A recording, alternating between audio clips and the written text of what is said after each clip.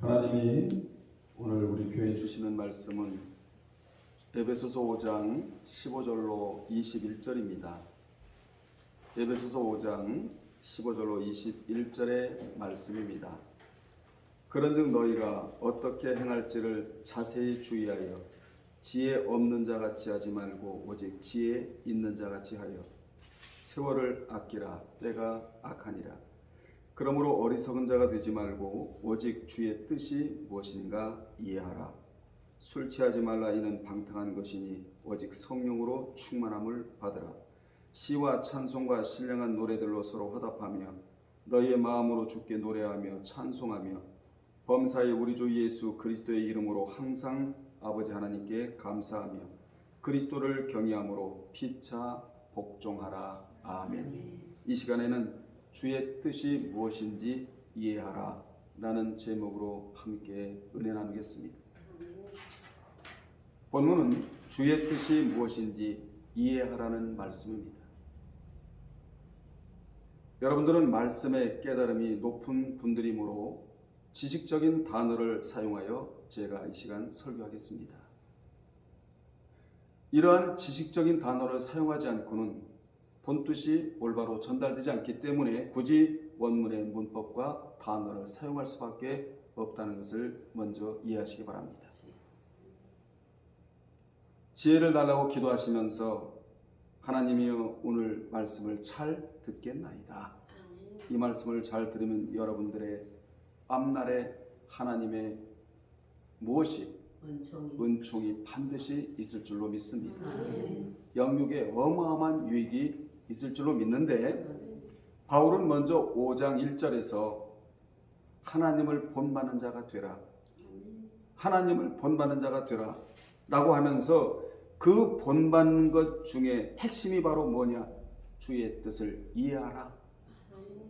토 델레마, 주의 뜻을 이해하라. 이것이 바로 핵심 포인트입니다. 교회가 항상 가져야 할 관심은 오직 주의 뜻이 무엇인지 이해하는 것입니다. 아멘. 교회가 항상 가져야 할 관심사가 바로 이거라는 사실을 여러분은 기억하시고, 믿는 자는 주의 뜻에 따라 그분이 가라 하면 가기 싫어도 가야 하고, 그분이 서라 하면 서기 싫어도 서야 하며, 그분이 오라 하면 오기 싫어도 와야 하고, 그분이 있으라 하면 있기 싫어도 있어야 될 자들이 바로 우리입니다. 이번에 몽골에 일주일간 선교를 다녀온 것도 여러분이 그동안 기도하셨던 대로 하나님의 뜻이었습니다. 사람의 뜻으로 간 것은 아니에요. 사람의 뜻으로 갔다면 모든 일들이 그렇게 은혜롭게 맞출 수가 없습니다.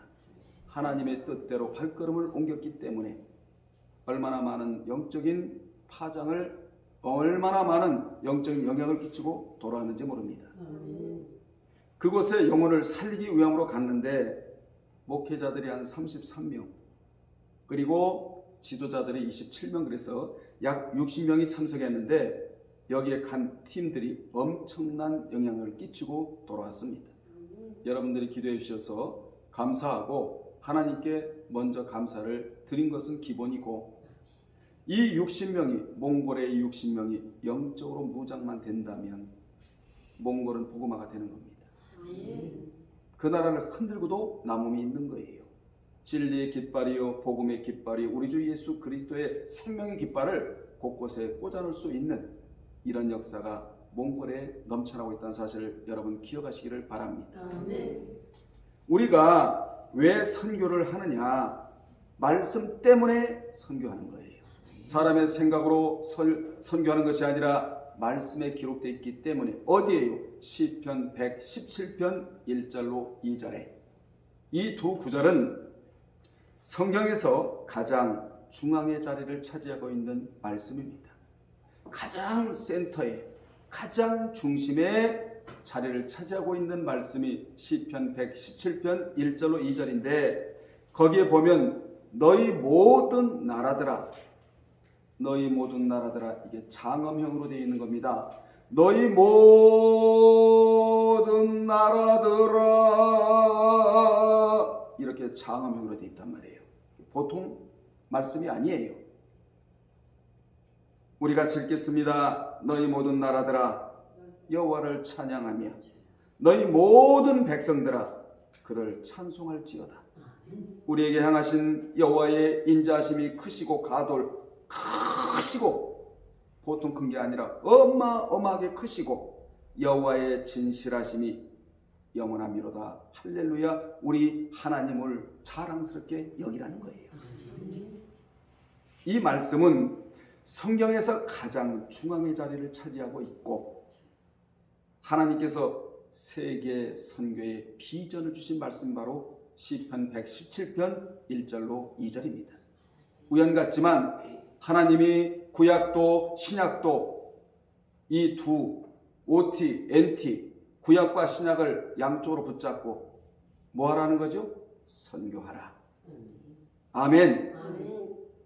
성경에는 두 가지 명령이 나오는데 물론 무수한 명령이 나오지만 크게 두 가지 명령이 나오는데 하나는 구약의 문화명령이에요. 따라합시다. 문화명령. 컬처럴 맨데이트라고 하는 문화명령인데 이 문화명령이 창세기 1장 28절에 정복이라는 단어로 나옵니다. 정복은 세상을 지배하고 세상을 다스리고 이런 단어가 아니에요. 세상 모든 것들을 여러분의 발밑에 두고 끌고 가는 단어가 정복입니다. 근심도 발밑에 두고 걱정도 발밑에 두고 염려도 재리도 돈도 명예도 학식도 그 모든 것도 전부 다 발 위에 올려놓지 말고 발밑에 두고 끌고 가라. 이때 우리의 자유함, 우리의 평안함, 하나님을 향하여 걸어가는 발걸음이 무거운 것이 아니라 가볍고 즐겁고 행복하고 기쁘고 만족하고 여호와께로 갈 수가 있는 것입니다. 세상 모든 것들을 발 위에 올려놓고 하나님을 찾아갈 수는 없는 겁니다. 오늘날 우리가 이렇게 살거든요. 이게 구약의 명령이에요. 신약의 명령은 미션 맨데이트라고 하는 사도행전 1장 8절이 신약의 명령인데 오직 성령이 너희에게 임하면 너희가 권능을 받고 예루살렘과 온 유대와 사마리아와 땅 끝까지 이르러 내 증인이 되라. 이것이 신약의 미션 맨데이트 선교적 명령이다 그 말입니다. 이 두 가지 명령이 구약과 신약의 대표적인 명령이다. 무슨 명령? 선교적인 명령이라는 거예요. 이 명령 따라 제가 여러분들의 기도에 후원을 힘입어서 제가 이번에 다녀오게 된 것입니다. 그러면 본문의 주의 뜻이 무엇인지 이해하라 라는 의미가 무엇이냐? 첫째, 그분의 뜻을 안다는 거예요. 그분의 뜻을 알아야 돼. 그분이 어떤 뜻을 지니고 계신지에 대한 그분의 뜻을 알아야 돼요. 그분의 성품, 그분의 성격, 그분이 우리에게 무엇을 요구하시는지를 우리는 바로 알아야 한다. 알아도 보통으로 알아서는 안 되고 정확하게 알아야 된다. 창세기도 정확하게, 계시록도 정확하게, 요즘에 목사님들에게 제가 종말론을 가르치고 있는데 정확하게 알아야 된다는 거예요. 요한복음이 우리에게 주는 메시지가 뭐냐? 생명에 관한 메시지니까 생명을 소중히 여겨서 생명신앙으로 가라는 거 아니겠어요? 두 번째, 그분의 뜻을 깨닫는 것. 이것이 이해하라는 의미다 그 말입니다. 그리고 세 번째로 그분의 뜻을 실천하는 것. 그러니까 그분의 뜻을 알고 그분의 뜻을 깨닫고 실천하는 것이 바로 주의 뜻을 이해하는 핵심 포인트가 된다는 것입니다. 1세기 때 가장 많이 쓰이던 단어가 주의 뜻이에요. 오늘날에 가장 많이 교회에서 쓰여질 단어가 뭐냐? 주의 뜻. 토델레마. 나의 뜻이 아니고 하나님의 뜻이라는 것이죠. 주님의 뜻이라는 것이죠. 성령님의 뜻이라는 것입니다. 가장 많이 사용한 단어가 초대교회 때 주의 뜻, 그리고 두 번째로 충만, 그리고 가정이었어요. 그러므로 주의 뜻을 먼저 알아야 충만을 유지할 수가 있고, 충만을 유지해야 가정이 살아날 수 있다는 교훈입니다. 하나님은 이런 단어를 우리에게 주셨어요. 그러므로 바울은 먼저 15절에 볼까요? 그런즉 너희가 어떻게 행할지를 자세히 주의하여 지혜 없는 자같이 되지 말고 지혜 있는 자같이 되라고 했는데, 본절에 자세히 아크리보스, 정확하게라는 뜻으로 너희가 어떻게 행할지를 자세히 주의하여 지혜 없는 자같이 되지 말고 지혜 있는 자같이 되라. 아멘. 이렇게 권면하고 있는데, 여기서 우리가 놓치지 말아야 할 단어가 오직이라는 단어입니다. 이 오직이라는 단어가 알라인데 반의적 불변사로 사용하여 지혜 있는 자같이 되라 하면서, 그 지혜 있는 자가 바로 누구냐? 16절에 세월을 아끼는 자라고 말해주고 있습니다. 오늘 본문에서 가장 지혜 있는 자가 누구냐? 세월을 아끼는 자라는 거예요. 이 자가 가장 지혜로운 자라고. 그는 믿는 자가 세월을 아껴야 할 이유에 대하여 언급하면서, 왜 믿는 자가 세월을 아껴야 되느냐? 따라합시다. 때가 악하기 때문이라는 것입니다. 16절에서 이 말을 하고 있는 거예요. 세상의 때가 악하니 너희가 해야 할 일이 있다. 세월을 아껴야 된다. 여기 세월을 아끼라 해서, 세월은 그렇게도 유명한 카이로스라는 단어인데, 이 카이로스라는 단어가 주는 의미가 기가 막힐 정도입니다. 매 시간 분 초마다 하나님이 기억해 주시는 시간대, 이게 카이로스예요. 이는 사람은 몰라준다 할지라도 하나님이 매 시간 분 초마다 알아주신다. 그러므로 우리는 이 시간을 활용해야 된다. 이 자가 어떤 자냐? 지혜로운 자이고, 그리고 더 나아가 주의 뜻을 올바로 이해하는 자이다. 이걸 말해주고 싶어 하는 겁니다. 하나님이 사도 바울의 입술을 통하여 우리에게 이 교훈을 해주시기를 원하고 계신다는 것을 우리는 알 수 있습니다. 여기 악기라는 엑사고라조인데 시장 용어예요. 이는 마치 시장에서 물품을 사듯이 영적으로 활용할 시간대를 사라. 그러므로 알고 보면 예배드리는 시간대도 내가 무엇을 주고 사느냐? 믿음을 주고 예배드리는 시간대를 내가 산 거예요. 아멘. 그래서 믿음은 기본이에요. 믿음을 지불하고 기도하는 시간을 사야 되고, 믿음을 지불하고 찬양하는 시간을 사야 하고, 믿음을 지불하고 예배드리는 시간대를 내가 사야 된다. 시장에서 물품을 사듯이 월요일날 나와서 공부하는 것도 내 영혼을 기름지게 하기 위하여 내가 특별히 시간을 산 거다, 그 말입니다. 그래서 우리는 어떤 인생이 되어야 하느냐? 엑사고라조의 인생이 되어야 하고 카이로스의 인생이 되어야 한다라는 교훈을 우리는 원어의 단어를 통하여 교훈받을 수가 있는 것입니다. 여기 아키라의 단어가 얼마나 중요하느냐 하면 제2의 구속의 개념으로 쓰였다는 걸 여러분이 아셔야 됩니다.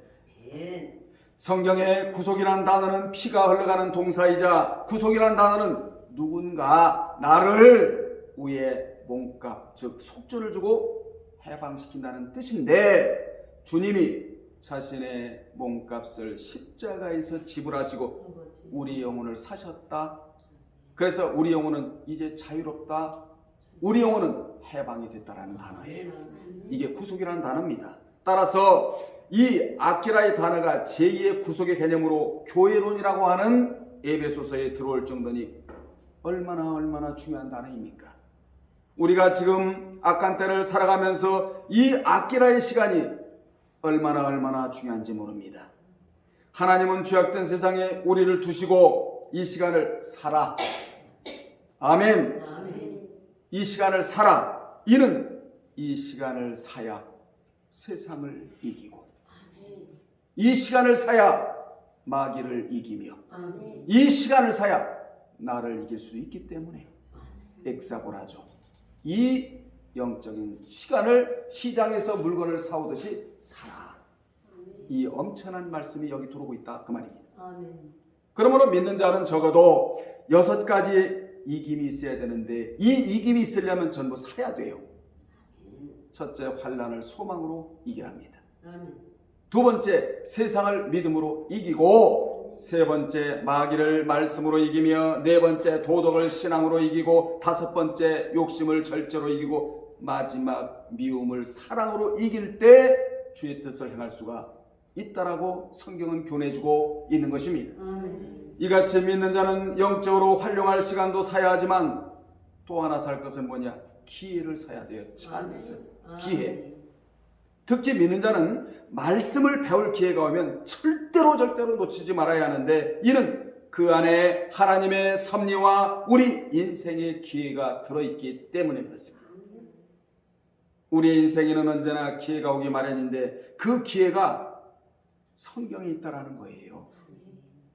그렇습니다. 하나님은 우리에게 기회를 주십니다. 아멘. 여러분에게 기회가 있을지어다. 아멘. 하나님 우리에게 기회를 주세요. 불교에서는 이를 인연이라고 하고 세상은 우연이라고 하지만 기독교는 섭리와 기회와 찬스라고 말합니다. 아멘. 이같이 기독교는 찬스의 종교이요 타이밍의 종교이다. 매 시간 분초마다 어떤 사건에 하나님이 개입해 주는 시간대, 항상 믿는 자가 어떤 위기에 봉착했을 때 하나님이 개입해 들어오세요. 우리 하나님이 여러분의 삶에 개입해 들어오시고 여러분의 가정에 개입해 들어오시며, 아멘, 질병 속에 개입해 들어오시면 치유의 역사가 일어난다는 것이 성경이 주는 교훈 아니겠습니까? 오늘 말씀을 잘 듣고 주의 뜻을 이해하는 자에게는 반드시 뭐가 오느냐? 기회가 오기 마련이다. 성경에 때가 악하다 라는 단어가 포네로스, 따라합시다. 포네로스. 이 악하다를 이길 수 있는 단어가 좀 전에 말씀드렸습니다마는 하나님이 매 시간 분초마다 알아주시는 카이로스. 항상 이 세상에는 포네로스와 카이로스가 존재를 해요. 그래서 성경에는 세상에서 나에게 주어지는 날과 시간들을 무의미하게 보내지 말고 소중히 여기면서 악한 시간대인 포네로스의 시간대를 카이로스로 눌러 이기라는 거예요. 아멘. 이겨야 산다는 겁니다. 이겨야 신앙생활을 제대로 할 수 있다는 것이죠. 다시 말하면 하나님이 주신 시간과 기회를 사야 한다. 이 시간은 희생을 지불하고서라도, 땀을 지불하고서라도, 피를 지불하고서라도, 눈물을 지불하고서라도 반드시 사야 포네로스의 시간대를 악한 세상을 이길 수가 있다라고 교훈해주고 있는 겁니다.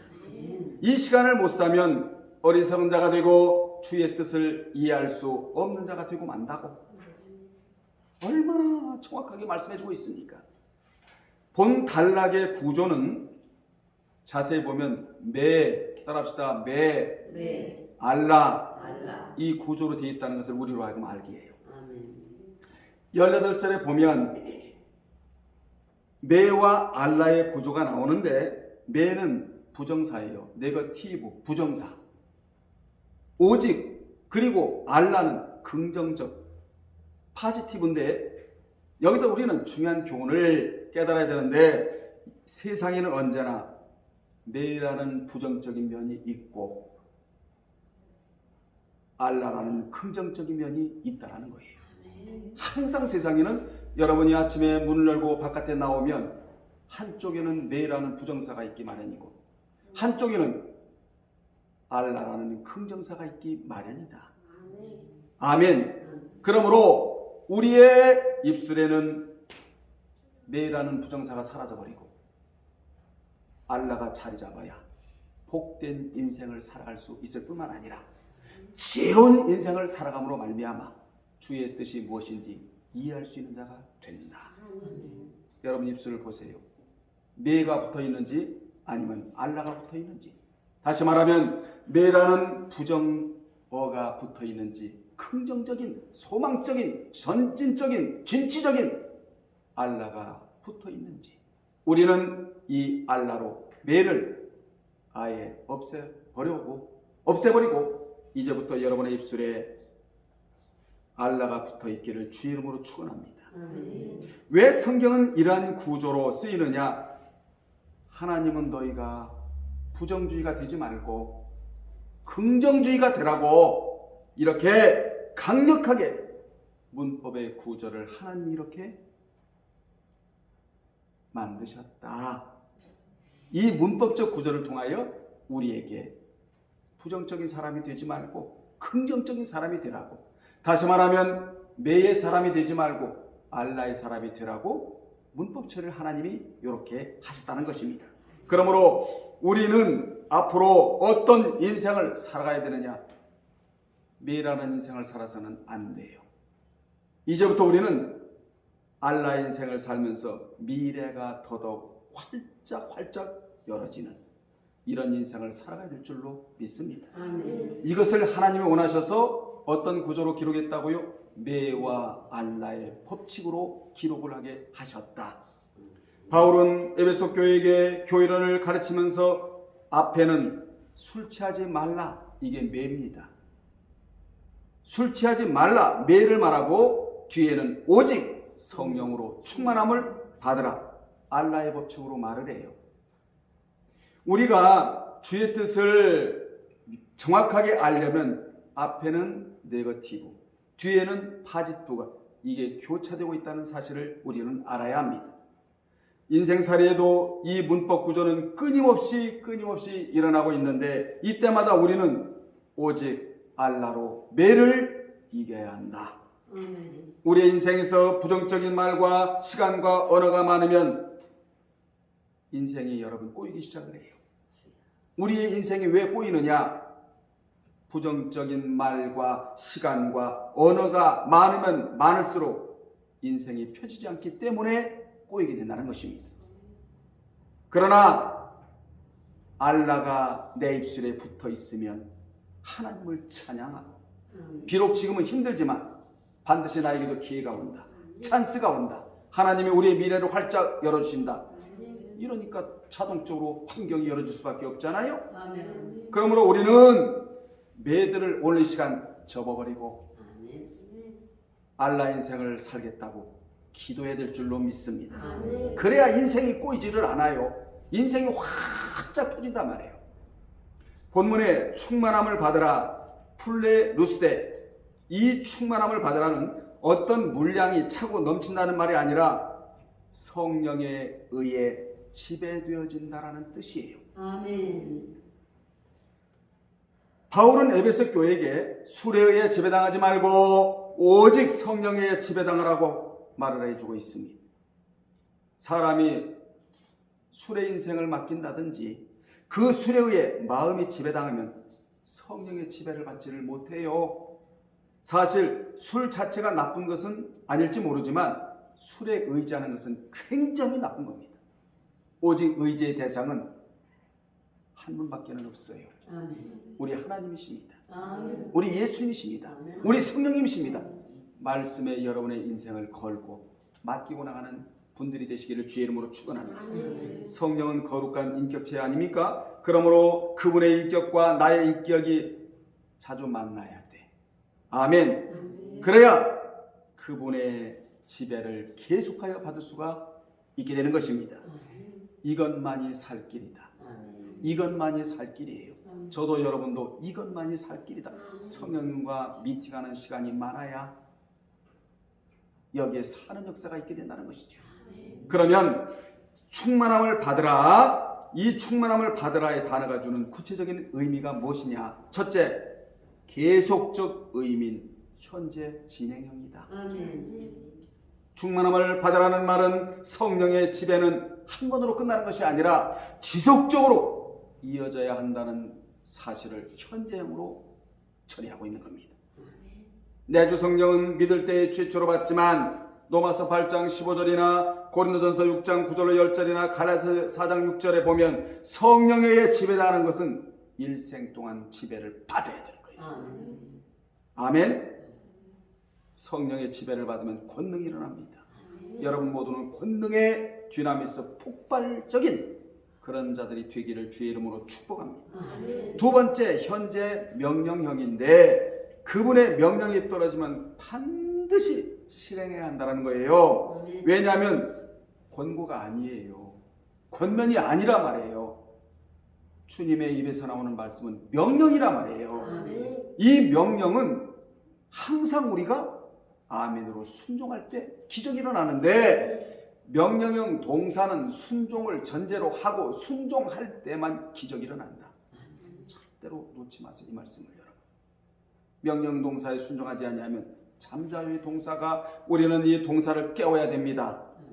그래야 그분으로부터 오는 것이 엄청나게 많아요. 세 번째, 복수형인데 믿는 자는 그분에 의해 지배당해야 한다는 말씀을 또 여기서 주고 있는데 거기에는 예외가 있을 수가 없다는 것입니다. 왜 복수형으로 쓰였느냐? 어느 누구도 예외가 없다라는 거예요. 아멘. 네 번째, 수동태이다. 성령께서는 우리를 능동적으로 지배하시지만 그 성령의 지배는 내가 당해야 함으로 수동태로 여기 쓰이고 있는 겁니다. 나를 지배하는 그 지배권은 누구에게 있지만 성령님께 있지만 그분의 지배가 나를 지배해야 된다. 다시 말하면 그분의 지배에 내가 수용돼야 된다는 거예요. 우리 성령님은 여러분을 지배하기를 원하세요. 내가 거기에 수용이 돼야 된다는 겁니다. 너무나 중요한 말씀을 제가 드리고 있는 겁니다. 그분이 아무리 지배하려고 해도 내가 수용당하지 않으면 소용이 없어요. 그분의 지배에 전적으로 맡기고 그분의 뜻을 이해하고 나가다 보면 우리는 내 인생을 살아가지를 않아요. 알라 인생을 살아갈 수 있게 되는 것입니다. 지혜 없는 자의 인생이 아니라 지혜 있는 자의 인생을 살아갈 수가 있다는 것이지요. 그러면 그분의 뜻을 이해한 자는 무슨 행위를 해야 하는가? 열합절로 21절에 보면 세 가지 동사가 나오는데 이 세 가지 동사는 성령에 의해 지배되어진 자와 관계된 동사들이라는 것을 우리는 알 수 있습니다. 또한 계속적으로 성령에 지배되어지려면 이 세 가지 동사가 멈춤이 아니라 작동을 해야 한다. 아주 원활하게 작동을 해야 된다. 이 세 동사가 하나님이 바울을 시켜 에베소 교회에게 준 동사이고 오늘 저와 여러분과 우리 예일교회와 이 영상을 보는 모든 분들에게 주시는 축복의 동사들이다. 이 동사가 무엇이냐? 첫째, 찬송하리로다. 첫 번째가 찬송하리로다. 바울은 에베소 교회에게 시와 찬송과 신령한 노래들로 서로 화답하라고 했는데 초대교회 때는 시를 가지고 시편을 만들어 찬송으로 불렀어요. 여러분 시편은 150편으로 되어 있잖아요. 시어로 되어 있잖아요. 그들은 그 시편을 찬송으로 불렀는데 왜 그렇게 찬송으로 불렀느냐? 곡 조이는 기도이기 때문에 그래요. 찬송은 곡 조이는 기도예요. 엄청난 능력이 나갑니다. 아멘. 그래서 시편을 많이 보면 찬송이 자동적으로 나오기 마련이고 찬송이 나올 때 마음이 드라이하지 아니하고 이 감정이 살아서 발전해 나가요. 여러분 오늘 우리가 하나님 앞에 나와서 헌신하고 봉사하고 꽃꽂이도 하고 뭐 애찬도 만들어 오시고 다 하는데 감성이 메마르지 않았다는 증거예요. 감성이 메마른 자는 손발이 움직이질 않아요. 여러분 감성이 메마르면요 이성이 발달해요. 이성 가지고는 분별력, 판단력 이것밖에 못돼. 감성이 메마르지 않은 자는 하나님 앞에 과연 내가 무엇을 해야 될지에 대한 자신을 발견하게 되는 것입니다. 그러니 얼마나 감사합니까? 본문의 신령한 노래가 무엇이냐? 믿는 자의 삶에서 일어난 내용과 경험을 간증하듯이 부르는 찬양을 뜻합니다. 서로 화답하죠? 서로 화답하면은 찬양의 두 가지 기능을 뜻하는 말로 찬양에도 수평적 기능이 있는데 이는 개인이 하나님 앞에 경험되어진 것, 개인에게 있었던 신앙적 경험과 체험을 공감하는 내용으로 부르는 찬양이 수평적인 찬양이고, 다시 말하면 세상에서 방황할 때 나 주님을 만났네. 여러분, 이 찬양을 올리고 난 이후에는 다시는 방황하면 안 돼요. 아멘. 아멘. 부르기 전의 내용이에요. 그리고 낮은 해처럼 밤엔 달처럼, 이것이 무슨 찬양이다? 수평적인 찬양이다. 이것만 있는 거 아니에요. 수직적 기능의 찬양이 있는데, 찬양 성부 성자 성령 성삼위일체께, 이런 찬양도 있잖아요. 수직적인 찬양이라고 말합니다. 즉 주께 드리는 송영 찬송, 예배시 사용하는 찬송, 이같이 성령에 의해 지배되어진 자들이 첫 번째 해야 할 일은 수평적이고 그리고 수직적인 찬양을 올려드리는 것이다. 아멘. 두 번째, 따라합시다. 감사하라. 감사하라. 20절에 보면 감사라는 단어는 축복과 같은 의미로 쓰이는 단어예요. 그래서 여러분이 감사만 자주 해도 축복을 받을 수 있다는 교훈입니다. 따라합시다. 감사가 축복이고 축복이 뭐다? 감사이다. 감사는 축복을 만들어내고 축복은 또 감사를 만들어내는데, 이는 책은 사람을 만들고 사람은 책을 만드는 것과 같아요. 그래서 우리는 늘 오늘 감사거리를 하나님 앞에 드림으로 내일의 삶을 살아갈 때 이 감사가 우리의 삶 앞에 그대로 있어야 된다, 이 말이에요. 내일의 축복은 오늘 감사가 만들어낸 것이기 때문에 그래요. 아멘. 그러므로 감사와 축복은 우리에게 항상 따라 붙어 다녀야 한다. 마지막 세 번째, 복종하라인데 21절에 국민으로서 국가법에 복종하듯이 그리스도의 말씀에 복종하라는 뜻이에요. 말씀에 복종이 없는 자는 성령에 지배당할 수가 없기 때문에 우리는 우리의 삶의 현장에 불이익이 오더라도 주의 말씀이면 복종하는 삶을 살아갈 때 하나님께로부터 축복이 제공될 줄로 믿습니다. 아멘. 결론입니다. 교회론의 핵심 단어는 주의 뜻과 충만인데, 충만 즉 성령에 의해 지배되어진 자는 하나님을 본받는 자가 되고, 5장 1절에 그리고 세월을 뭐하고 아끼고 때를 알아야 되고 주의 뜻을 뭐하고 이해하고 매의 인생을 살지 아니하고 알라의 인생을 살면서 뭐하고 찬양과 감사와 복종의 삶을 살아가면 지혜 없는 자가 아니라 지혜 있는 자가 돼요. 아멘.